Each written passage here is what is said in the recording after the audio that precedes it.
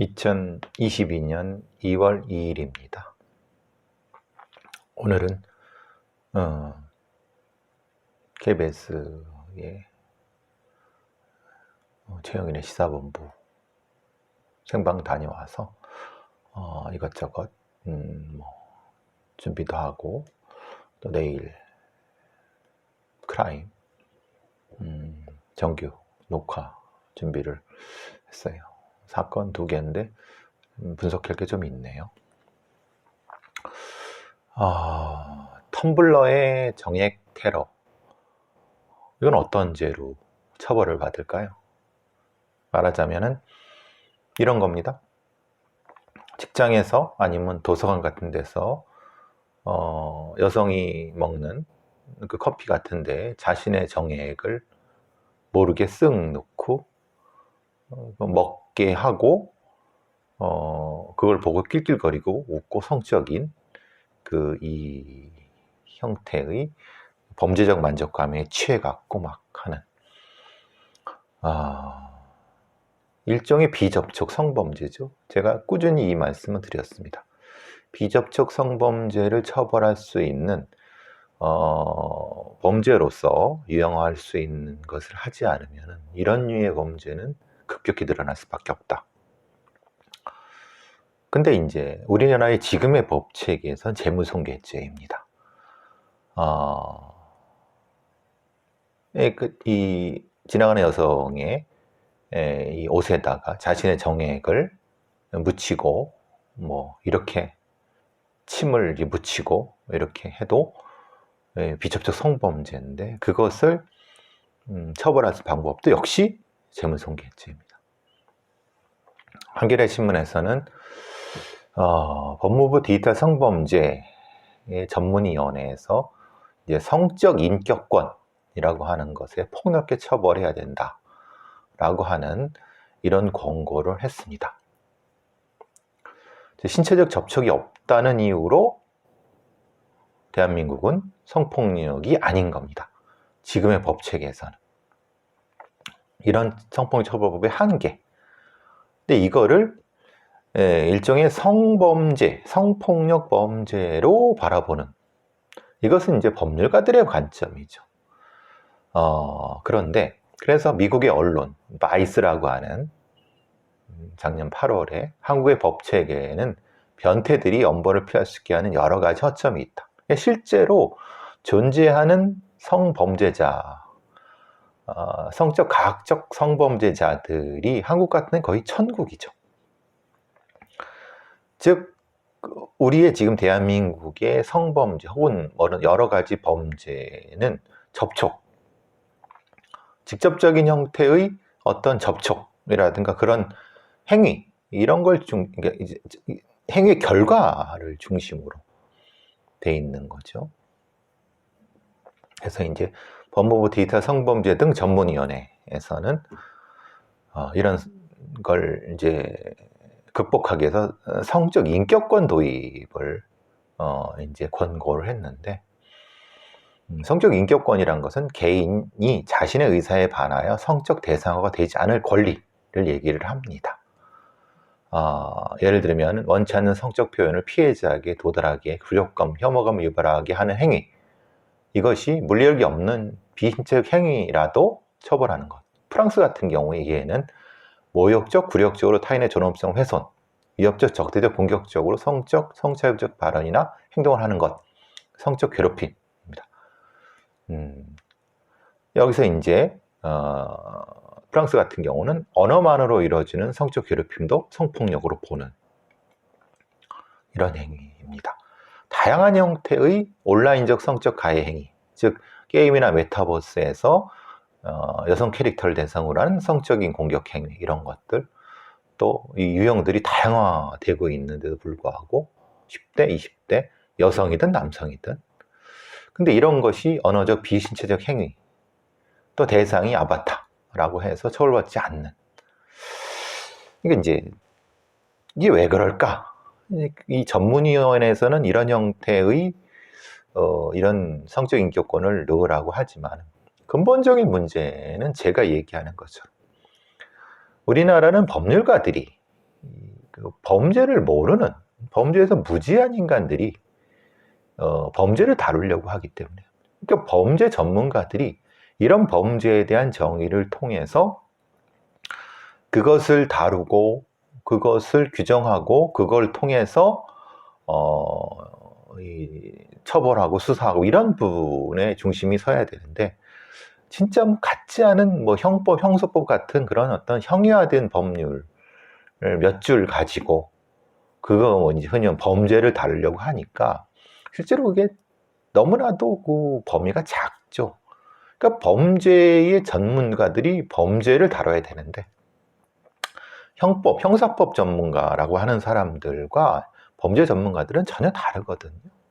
그게 핵심적인 부분이고, 그러니까 범죄 전문가들이 범죄에 대한 정의를 하고 거기에 따라서 어떤 법적인 적용에 대한 부분이 있어야 되는 건데, 이제 법률가들은 이렇게 생각하는 거죠. 법이 있고 그 법을 어기는 게 범죄라고 생각을 하는 겁니다. 이런 황당한 얘기가 어디 있습니까?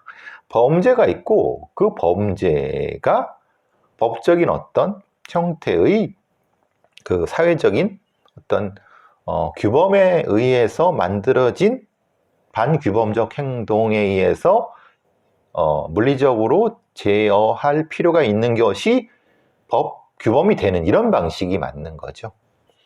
그러니까 선호차가 바뀐 거고 본말이 전도된 겁니다. 그러니까 그 얘기를 지금 왜 이런 형태의 성적 인격권에 대한 논란이 돼도 법률가들은 별로 신경을 쓰지 않고, 또 그 법률하는 사람들, 이런 사람들이 뭔가 이제 해줄 거라고 생각해도 천만의 말씀입니다. 그리고 그것에 대체적으로 경도돼 있는 뭐 검사들이라든가 아니면 경찰 수사관들이 모르죠. 무식하고 무지하니까. 그러니까 범죄 전문가들, 그러니까 범죄를 전문적으로 공부했던, 그리고 공부시켜야죠. 경찰 수사관들, 아니면 범죄 수사관들, 아니면 검사들한테도. 검사나 판사들은 법률 전문가일 뿐입니다. 그 범죄의 전문가들이 이것이 이런 형태 때문에 범죄로 이렇게 정의가 되고 있다. 이렇게 이런 유형을 가지고 있다. 거기에 따라서 당신들이 범죄에 의해서 처벌하고 어떤 부분, 이렇게 가야 되는 부분인 거죠. 우리는 거꾸로 되는 거죠. 그러니까 왜 이런 범죄, 즉 비접촉 성범죄가 실제로 존재하고 엄청나게 많은 사람이 고통을 받음에도 불구하고 실제로 처벌하는 데 있어서는 기껏해야 재물손괴죄 뭐 이런 형태로 갈 수밖에 없는 것은, 근본적으로 대한민국이라는 사회가 범죄를 어떻게 다루고 있고 범죄를 어떻게 다루면서 그것을 어떻게 처벌하고 있는지에 대한 근본적인 이해가 부족한 것입니다. 결국은 이것도 그 맥락이죠. 같은 맥락에서 이 연합뉴스에 이런 기사가 있습니다. 그 경찰이 이런 거를 홍보를 합니다. 경찰 적극 행정 사례. 예를 들면 이런 거죠. 경찰청 인사혁신처 같은 데서 이런 걸 하죠. 각 이런 여러 가지 행정기관에 굉장히 행정을 잘한 우수 사례를 이제 만들어 갖고, 우수 사례를 우수 사례를 해 갖고 상도 주고 막 그럽니다. 예를 들면 이런 거죠. 여기서 적극행정이란 것은 정부기관이 불합리한 규제를 개선하거나 창의성과 전문성을 발휘해서 적극적으로 업무를 처리하는 것, 이런 거죠. 경찰청에서 이런 겁니다. 예를 들면 보행자 중심 신호체계 운영, 장기 실종 추적팀 운영, 긴급 차량 우선 교통신호 연동 시스템, 뭐 인천공항 내 국제운전면허 발급센터, 횡단보도 옆 장수의자 설치, 수어 길라잡이 운영, 비접촉식 음주 감지기 도입, 이런 것들 보시면 아시겠지만은 경찰청에서 뭔가 자기들 되게 적극적으로 뭘 하려고 했다라고 하는데, 교통이라든가 뭐 면허체계, 사실은 본질적으로 실종자 장기 실종 수적팀 정도 빼고는 글쎄 이거는 그냥 말 그대로 경찰이 안 해도 되는, 그것도 교통경찰 이런 정도의 그런 사례들이죠. 여기서 이제 최천근 한성대 교수가 아니 이런 경찰의 적극 행정 사례 중에서 본질적으로 예를 들면은 국가경찰 기능, 형사, 과학수사 이런 데는 왜 우수 사례는 없느냐? 얘네들은 그냥 뭔가 뭘 적극적으로 뭘 해보려고 그러지 않는 거 아니냐? 아니 교통이라든가 뭐 이런 거 빼고는 경찰이 뭐 적극적으로 하려고 하지 않는 거 아니냐라고 얘기하는 거죠. 선제 대응, 뭐 협력 강화, 아이디어, 신기술 이런 거는 왜 경찰의 어떤 본연의 국가경찰, 형사, 과학수사 같은 데는 하나도 없느냐? 이게 왜 그러느냐? 그러니까 이제 이 최천근 교수는 그러니까 실제로는 그거 말고 좀 그런 데에서 다각적으로 이렇게 적극행정 추진해야 되지 않느냐, 교통이나 뭐 이런 데 빼고. 근데 이 사람이 잘 모르는 게 있어요. 범죄로부터 국민을 보호한다는 측면에서 적극적으로 이제 범죄 예방이라든가 아니면 뭐 이런 형사 수사 아니면 뭐 이런데 국가경찰. 그런데 아까 말씀드린 것처럼 근본적인 문제는 이거죠. 만약에 그렇게 하려고 하면은 형사 수사, 과학수사 이런 것을 하려고 하면 이 사람들이 이 형사 수사를 어떻게 해왔으며 과학수사를 어떻게 해왔으며 이런 것들이 다 공개적으로 다 뭐라고 하나 공개가 돼야 돼요. 공개가 된다는 건 평가가 된다는 거예요. 평가 이렇게 해봐서 이게 이렇게 안 됐으니까 이렇게 잘해보자 라고 하는 거예요. 생각해 보세요. 어떤 사건에 대한 수사를 이렇게 했어. 예를 들면 어떤 살인사건의 수사를 했어. 근데 이 부분이 다른 사람이 평가되고 그래서 요거는 좀 불합리해. 이렇게 고쳐야 되겠어. 이게 사례가 모여갖고 이렇게 해보자. 여기 그럼 적극 행정. 그렇죠? 이렇게 될 수가 있는 거잖아요. 그런데 이 최천근 교수, 글쎄 이 사람이 이걸 몰라서 이런 소리를 했나? 실제로 한국의 경찰은 그렇게 안 합니다. 왜? 어떤 수사팀이 어떤 수사를 했는가에 대한 평가에 제3자에 의한 평가라는 게 없습니다. 왜냐? 그걸 평가하게 되면 그게 수사가 제대로 됐는지 아니면 제대로 안 됐는지를 다른 제3자들이 보잖아요. 그러면 딱 보면 이건 좀 이상한데? 그렇게 되면 어떻게 됩니까? 그걸 수사한 사람들은 욕을 먹거나 아니면은 이따위로밖에 못했어? 사실 보니까 이거는 이건 예를 들면 수사가 열흘 걸릴 건데 왜 이렇게 한 달 걸렸어? 얘네들 징계받아야 되네? 아니면 뭐 이렇게 해? 능력이밖에 안 돼? 이런 문제들이 덜린다는 거예요. 그러니까 말하자면 이런 거죠. 이 교통이라든가 아니면 이런 장기 실종 이런 부분들은 사실 이런 신호등을 기존에 있는 것도 괜찮은데 이렇게 하면 더 좋지 않냐? 그리고 그 기존에 신호등을 써서도 딱히 경찰들이 문제가 되는 건 아니에요. 기존에 있는 게. 그런데 지금 이거는 수사를 이렇게 했어. 이게 수사가 이렇게 하면 안 되거든요. 이상하거든? 그걸 공개를 못 하는 거예요. 물론 적지 않은 경우에 제대로 했겠죠. 수사라든가 과학수사라든가 감식이라든가 이런 것들. 예? 아니면 다른 어떤 정보라든가 보안, 대부분 수사와든가 아니면 민원 처리 이런 것들이잖아요. 수사와 관련된 민원 처리 이런 것들이잖아요. 이게 공개가 될 수가 없는 거예요. 저는 계속 얘기하잖아요. 공개를 해야 된다. 즉 적어도 제3자의 경찰이 아닌 제3자의 객관적인 평가가 있어야 된다. 이게 신원을 공개하는 게 아니잖아요. 방식, 수사를 이렇게 하는 게 제대로 한 거야? 좀 이상한데? 이렇게 하면 더 잘할 수 있지 않나? 그렇게 되면은 당연히 뭡니까? 그 수사팀에 대해서, 아니면 그 수사한 사람에 대해서 내부의 사람들이나 아니면 다른 사람, 좀 잘못된, 이런 평가가 들어가는 거예요, 바로. 평가가 들어가면 그 팀장 아니면 반장 아니면 과장, 서장까지 다 책임을 져야 될 부분도 생기는 거고. 그러면 지금 사건에 대한 공개만 해? 그럼 작년 사건은 안 해? 기록이 있는데 공개를 안 할 뿐이지. 그럼 재작년 안 해?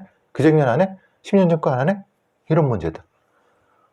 그러니까 수사나 형사, 과학수사 아니면 이런 국가경찰에서의 그 선제적 이런 어떤 그 우수 어떤 기능 뭐 이런 것들은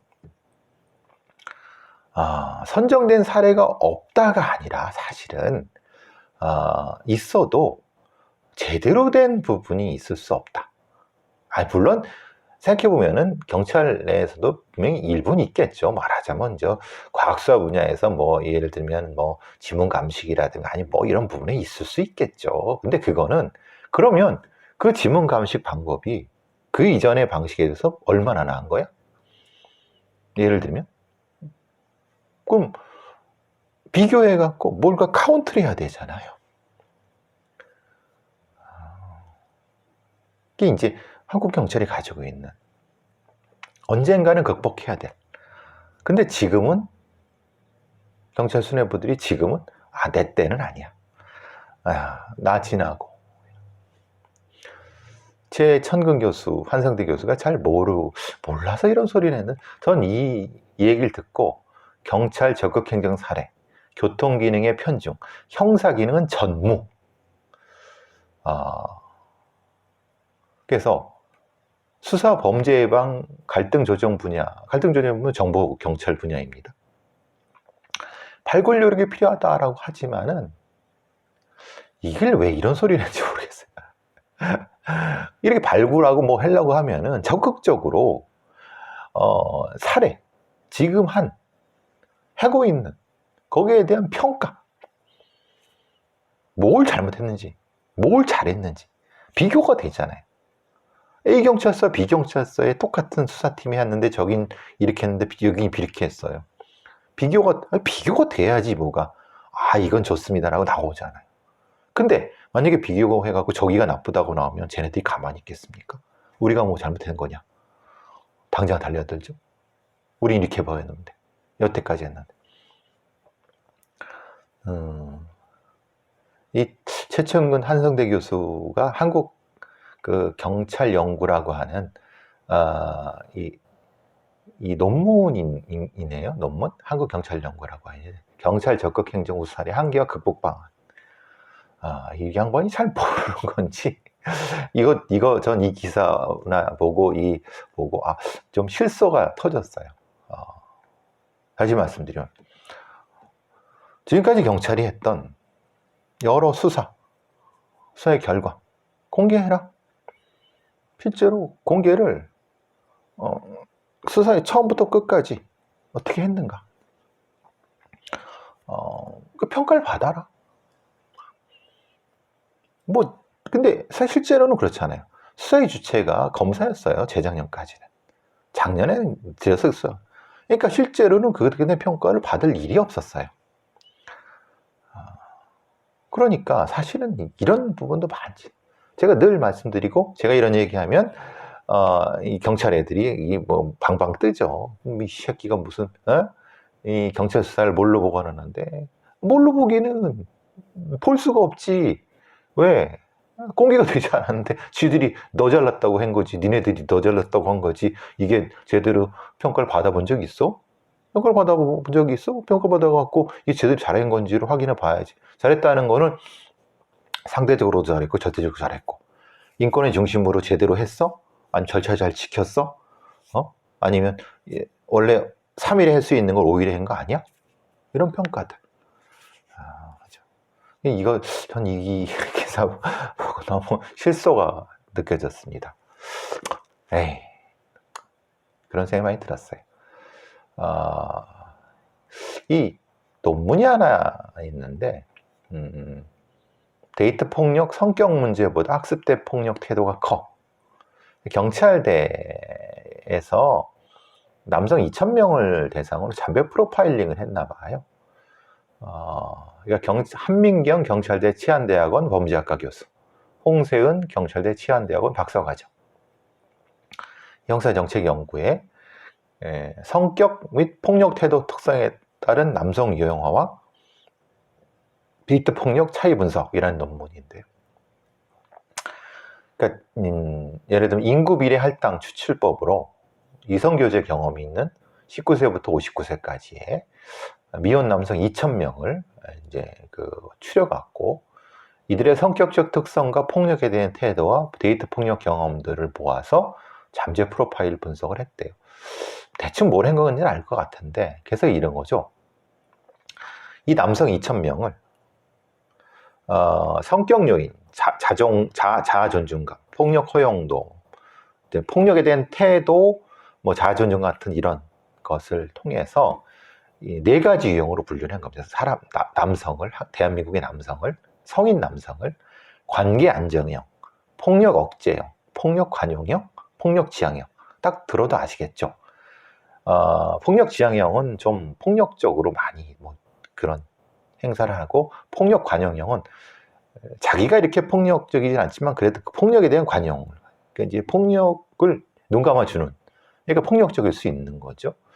폭력 억제형은 폭력을 안 하려고 하는 거고, 관계 안정형은 그것과는 좀 먼 이 4가지 유형으로 한국의 성인 남성을 이렇게 구분을 했어요. 물론 이건 뭐 일종 자기들의 조작적 정의니까. 여기서 이제 나타나는 어떤 형태에서는 이 결론은 이런 겁니다. 그가 가진 성격적인 것보다는 폭력에 대한 태도가, 학습된 태도가 데이트 폭력에 영향을 많이 준다라고 하는 그런 이 결론을 얻은 거고, 예를 들면 일상에서 폭력을 학습하는 태도에 따라 폭력에 우호적이고 데이트 폭력을 저지를 우려가 높은 사람이 나타날 수 있다. 그러니까 여기서 성격은 아마도 선천적인 것, 일까지 연결이 되는 것 같아요. 근데 되게 웃긴 거는 성격이 선천적인 것일 수도 있죠. 근데 사실은 성격이란 것은 실제로 선천적인 것만 있는 건 아니죠. 후천적으로 학습된 것도 성격이죠. 근데 그럼 학습된 폭력에 대한 태도라는 거는 성격에 들어갈까요? 안 들어갈까요? 이게 사실 좀 애매한 부분이에요. 그러니까 이 논문은 그런 거죠. 대다수의 한국의 남성 80%는 연인과의 갈등 상황을 폭력을 해결하지 않는다고 해요. 그런데 어떤 개인의 성격 차이가 아니라 학습된 폭력에 대한 태도가 데이트 폭력 범행에 영향을 미친다라고 하는 것이 이 사람들의 결론인데, 동어 반복일 수 있다. 예를 들면은 성격이라는 것도 결국은 학습된 것일 수 있다고 하면 폭력에 대한 태도도 역시 성격에 녹아져 있는 거고, 그렇게 볼 수 있다고 하면은 사실은 개인의 성격과 학습된 폭력에 대한 태도를 이렇게 구분할 수가 있을까? 그러니까 이제 이런 형태의 그 논문이라는 게 위험성이 높을 수 있죠. 예를 들면은 성격하고 무관하게 이 사람이 어느 정도 학습된 폭력에 대한 태도가 데이트 폭력에 좌지우지한다 라고 하면은, 그럼 그 성격은 어떻게 형성된 건데, 그리고 학습된 폭력에 대한 태도라는 게 어떻게 학습되는 건데, 누가 학습을 시키는 건데, 그것도 역시 성격의 범죄에 들어가지 않느냐 라고 얘기할 수 있는 거죠. 이런 논문은 사실은 좀 결론이 되게 지당한데, 근데 매우 위험한 얘기를 할 수 있습니다. 왜냐하면 한국의 남성 80%는 사실은 폭력적이지 않다, 나머지 20%가 문제다 라고 하는 거예요. 실제로 그렇습니까? 그것도 역시 이 사람들이 이미 전제해 놓은 거예요. 근데 실제로 상당수 많은 데이트 폭력 사건에 있어서는 80보다는 훨씬 더 적은, 그러니까 50, 60 정도 안쪽의 사람들이 폭력과 좀 비교적 있고 나머지 40~50%는 폭력의 위험성이 있다 라고 얘기를 하고 있는데, 이 사람들은 한국의 남성 80%는 그렇지 않다, 나머지 20%가 문제다라는 걸 전제를 까는 거예요. 실제로 그렇습니까?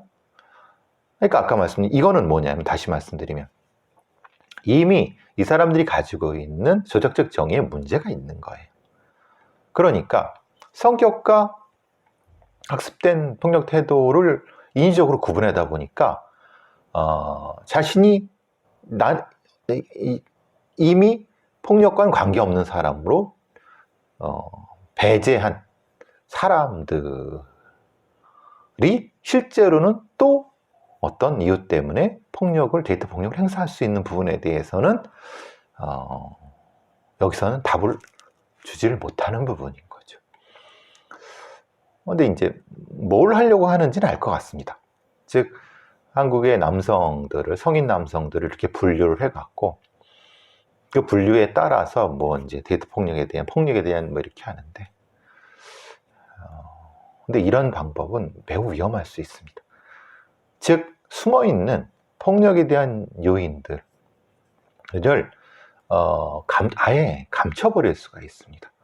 우리가 찾고자 하는 것은 겉으로 나타나고 있는 어떤 폭력에 대한 보다는 실제로 어떤 상황에서 나타나는 폭력적인 유인, 그것을 어떤 지표로서 찾아서 예방하고 탐지하는 것이 중요한 부분인데, 지금 이 연구 결과는 그 부분에 있어서는 실용성이 떨어져요.